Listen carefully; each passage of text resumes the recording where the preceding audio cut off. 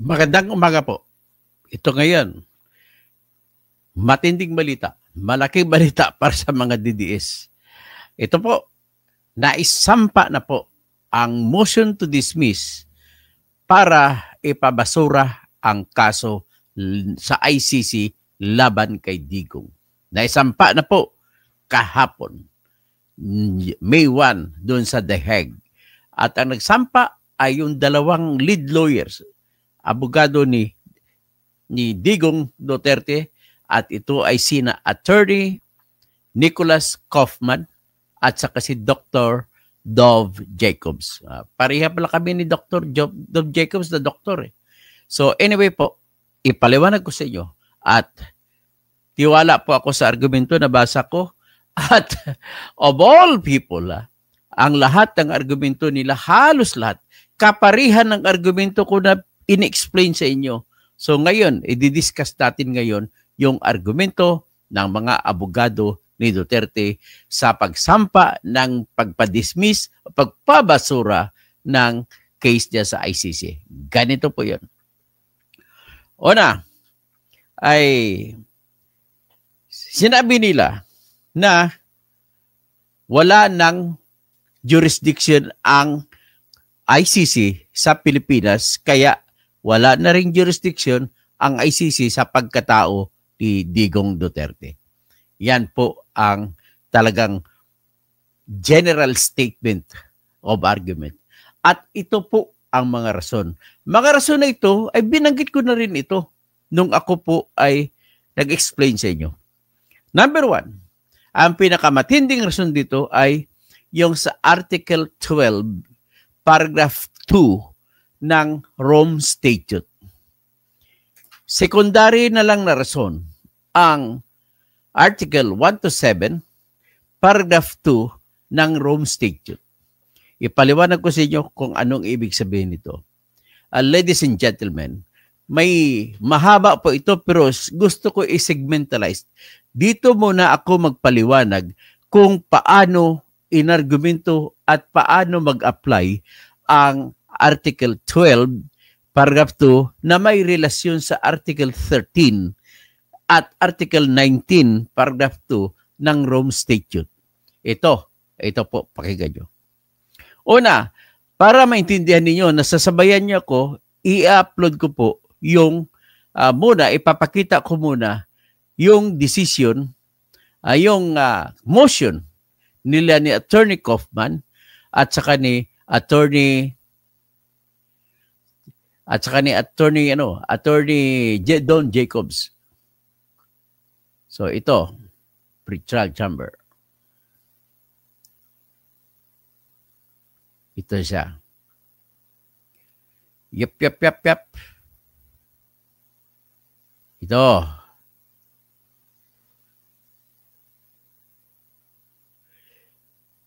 Ito po yung motion na sinampa ng abogado ni Digong Duterte. At ang nag-file, nagpirma niyan ay ito pumirma na po, si Nicholas Kaufman at saka si Professor Dr. Dov Jacobs. So si Nicholas Kaufman is counsel for Mr. Rodrigo Roa Duterte. At saka yung associate counsel for Mr. Rodrigo Roa Duterte ay si Professor Dr. Dov Jacobs. Okay? Nakita nyo ang pirma? Yan po ang pirma. So ngayon, ito naman po ngayon ang argumento nila. Ito po yung, pakita ko dito, yung title ng pleading. Kung tawagin sa Pilipinas ito, at sa Amerika, pleading. Sa English, okay, pleading. Pero ang title ng kaso nila ay hindi motion to dismiss, kundi defense challenge with respect to jurisdiction of the International Criminal Court. Ang title, Situation in the Philippines in the case of the prosecutor versus Rodrigo Roa Duterte. So, are you excited? Sabong Bicol, good morning. Engineer Toto, watching from Pleasant Hill, California, USA. Amelia Borbon, idol na kita ngayon. Sir, kasi marami na akong natutuhan dahil sa iyo. Okay, maraming salamat po at may matutunan kayo sa akin. So, ito po, patuloy natin. Ang title ay public with the public, it is a public document with public annex A. Okay, so yan ang title. Ngayon, ang una, ito yung table of contents ng kanilang tinatawag na jurisdictional challenge nila. So, ang sabi nila, the International Criminal Court is not in a position to exercise jurisdiction in the Philippines situation after the Philippines effective withdrawal from the Rome Statute. So, yan po ang kanilang conclusion. Sa baba, of course, sa kanilang conclusion din sa baba, yan ang sinihingi nila ngayon na ang ICC pretrial chamber ay magdesisyon na kagad-agad. So, ibig sabihin, meron pa pong schedule na hearing ang ang ICC sa September 23, 24, 25, 26. Ang gusto mangyari ng mga abogado ni Digong ay huwag na paabutin sa September 23 at desisyon na wala na talagang jurisdiction ang ICC sa kaso ni Digong Duterte. So, okay, Fernando Hipolito, watching from Texas, USA. Romel Bengson, good morning po, Dr. Toto Engineer. Long live. O, ito na po ngayon, napakaganda po ng argumento. At natao naman, ang argumento ng dalawang abogadong expert na to ay kapareho din sa argumento ko na na-lecture ko na sa inyo. So, okay, ganito na lang. Unahin ko na lang. I-lecture ko na lang sa inyo ulit kung ano yun. Una, hiniwalay nila ng dalawang abogadong ito ang dalawang uri ng jurisdiction. Ang isang uri ng jurisdiction ay yung tinatawag na material jurisdiction or jurisdiction stricto sensu. Ang isa namang uri ng jurisdiction ay exercise of jurisdiction. Ibig sabihin po, may authority ang International Criminal Court sa mga krimen na nangyari sa loob ng panahon na kasapi pa ang Pilipinas ng International Criminal Court.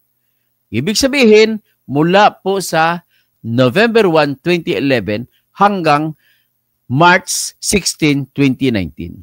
Yan ang tinatawag na material jurisdiction or jurisdiction stricto sensu. Ibig sabihin ng jurisdiction stricto sensu ay in the strict sense, may jurisdiction ang ICC sa mga krimen na nangyari o crimes against humanity na nangyari sa Pilipinas with respect to Digong Duterte and others of course. Pero ang kasunod na tanong, oo, may jurisdiction ka, pero ang sinasabi nila dito ay, ang tanong, pwede mo na ba mapatakbo? Pwede ka na bang gumanap ng iyong jurisdiction o authority para mapatakbo ang kaso? Yan ang pangalawang tanong ng ibig sabihin, exercise of jurisdiction. Tandaan mo, may jurisdiction ka, halimbawa ang RTC sa Pilipinas, may jurisdiction sa lahat ng krimen na murder na nangyari sa kanyang lugar. Halimbawa, RTC Manila, lahat ng krimen na nangyari sa Metro Manila basta murder at iba pa, lahat ng mga krimen na nagpaparusa ng 6 na taon at 1 araw pataas ay nasasakop sa jurisdiction ng Regional Trial Court. Yan po ang jurisdiction in the strict sense or jurisdiction stricto sensu or material jurisdiction. Pero, yung mananatili na lamang ang jurisdiction ng court ng Regional Trial Court sa murder na nangyari sa Manila, para sa Manila RTC, manatili na jurisdiction nila yan. Pero, ang tanong, makakatakbo ba ang kanilang trial? Tatakbo ba kapag lilitis ba sila? Yun ang kasunod na tanong. Itong pagtatakbo ng trial, ito po yung tinatawag na exercise. Ginaganap mo na ang iyong kapangyarihan o authority to exercise jurisdiction. Yan naman kasunod. Ibig sabihin, manatili lamang yan at hindi tutuloy ang kaso hanggat hindi nagagalaw. Kailangan galawin muna para tutuloy ang kaso, para yung RTC makapagdesisyon para sa kaso. Gets mo? Ganun lamang po kasimple ang ibig sabihin niyan. Next, titingnan natin ang crimes against humanity na nangyayari. Sabihin na natin, crimes against humanity yun. At wala nang argumento. Sabihin natin, crimes against humanity yun. Pero, yes, may jurisdiction ang ICC sa mga krimen na nangyari. But ang tanong, ginagawa na ba ngayon ng ICC? Kasi pag hindi inumpisa ng ICC, walang mangyari. Ang tawag sa pag-umpisa ay exercise of jurisdiction. So, ibig sabihin, kung hindi magsimula ang exercise of jurisdiction, hindi po magpapatakbo yung kaso. Okay? So, ngayon, ang nangyari, nakalagay po sa Article 12, Paragraph 2 ng Rome Statute, ipalabas ko ang Article 12, Paragraph 2, na iyon po ang nagsasabi, nag-uutos na kailangan ay may kondisyon na susundin para mag-exercise ng jurisdiction ang criminal court, ang International Criminal Court. Yan, ang Article 12, yan, palakihin ko para makikita ninyo. Yan. Okay. Basahin natin ang buong Article 12. Anong title niya? Preconditions to the exercise of jurisdiction. Ang ibig lamang po sabihin ng preconditions, ito po yung mga kondisyones na dapat ay natupad bago pwede mag-trial ang International Criminal Court. Correct? So, ngayon, ibig sabihin po, ang tanong, may natupad ba ang mga kondisyon sa ICC sa kaso ni Digong para magpatuloy ng pagtatrial ang International Criminal Court o para magpapatuloy o mag-exercise ng jurisdiction? Ang sagot, hindi po natupad ang kondisyon. Basahin natin. Number 1, paragraph number 1, Article 12.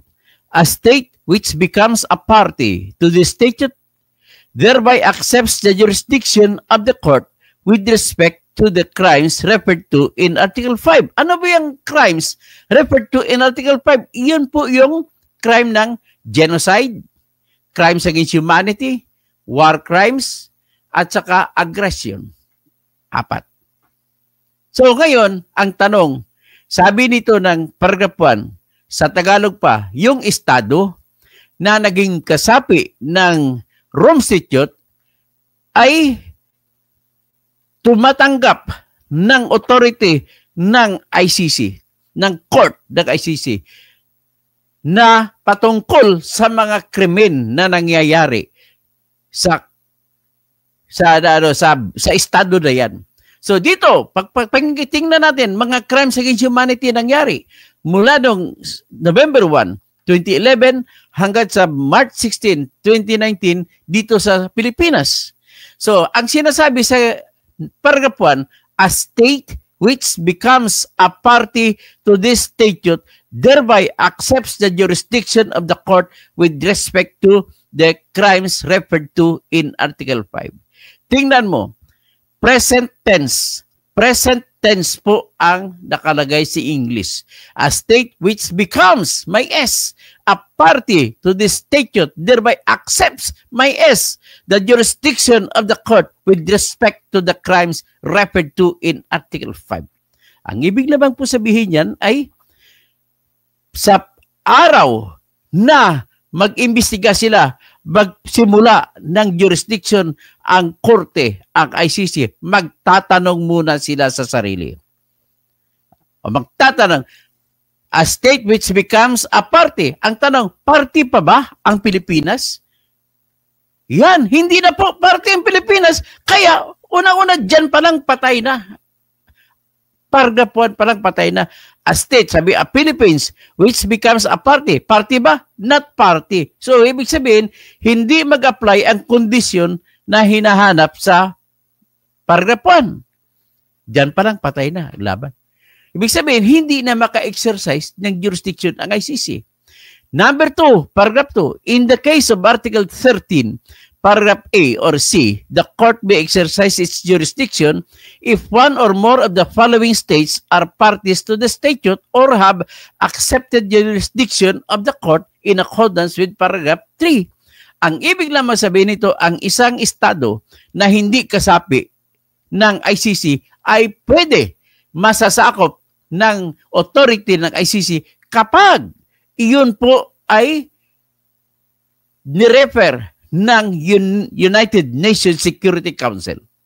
So, ibig sabihin, it doesn't matter kung member ka man o hindi ng ICC, basta nirefer ka ng United Nations Security Council, pasok ka, pwedeng magta-trial, may authority ang ICC. Tanong, sa Pilipinas ba, nirefer ba ng United Nations Security Council? Wala. So, ibig sabihin, hindi mag-apply yung ganong condition. Next condition is the following states are parties to this. Kailangan party ka pa sa kwan. Party ka pa, kasapi ka pa ng Rome Statute bago ka magtanggap. Ang Pilipinas hindi na party sa state. Labas na. So, hindi mag-apply ngayon ang condition number 2. Ang condition number 3 naman, if the acceptance of a state which is not a party, ito naman, kung hindi man kasapi ang Pilipinas o ibang bansa, ay pwede pa rin masakop ng ICC kung tinanggap. Ang tanong, tinanggap ba ni Bongbong Marcos? Wala. So, by that, may gali, bagsak na ang kaso ng ICC ng mga war on drugs victims laban kay Duterte. Ganun lang po kasimple. So, papunta tayo sa Article 13.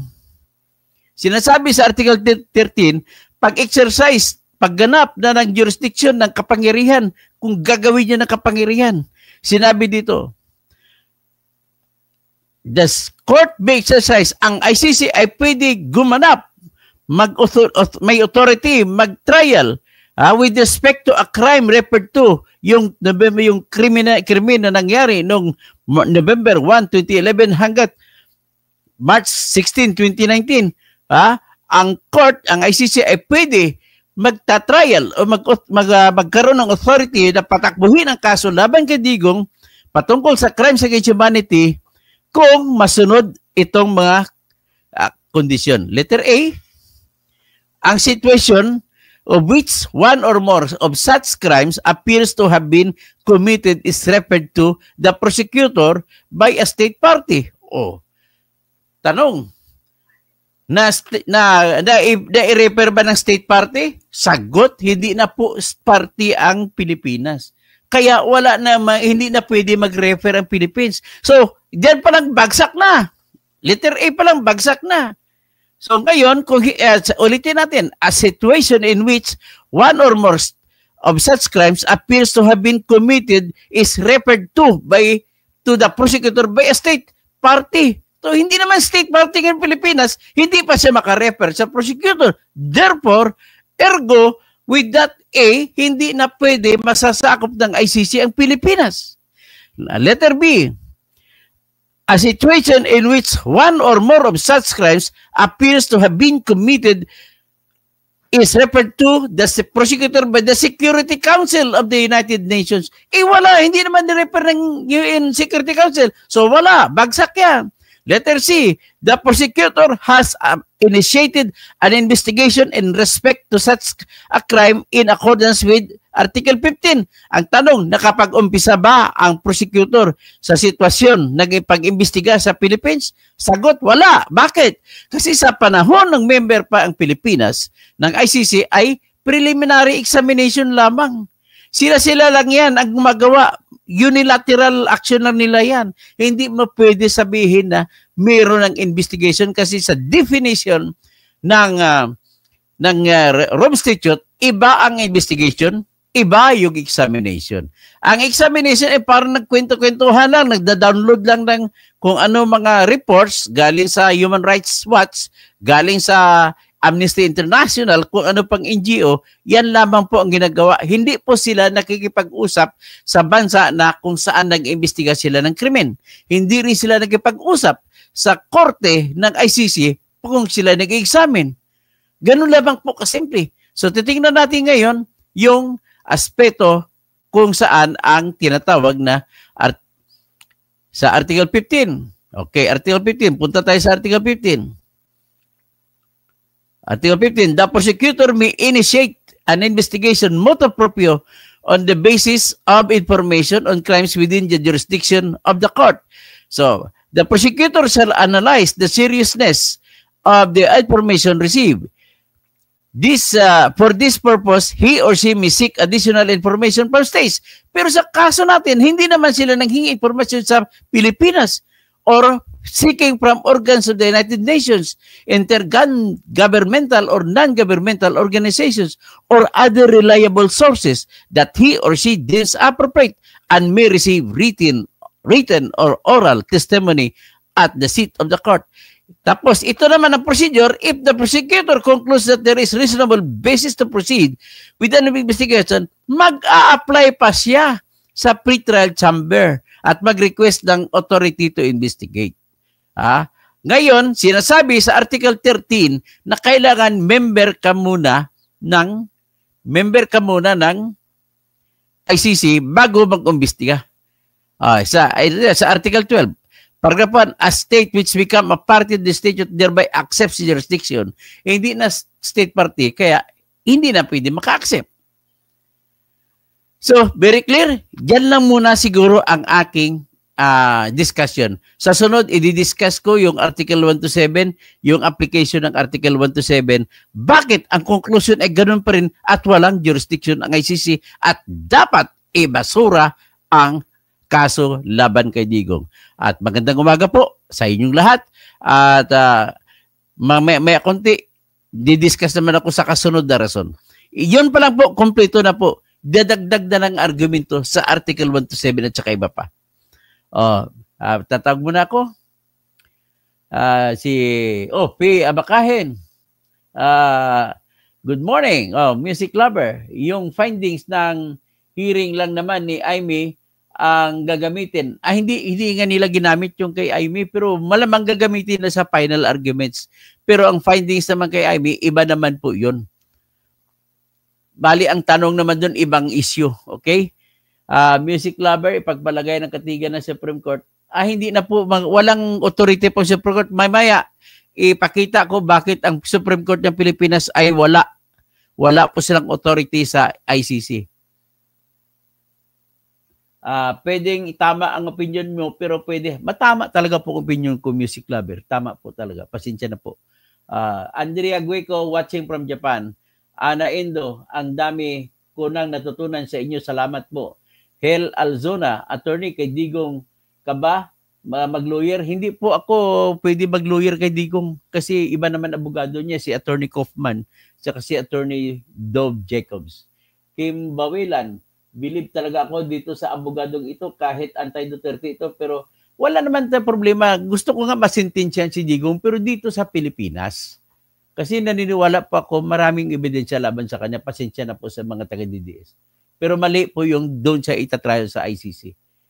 Romelo Punay, tapos Diosber Regala Lubon, on-site term, anak sa Balaod, rehas, pabalik-balik ang argumento.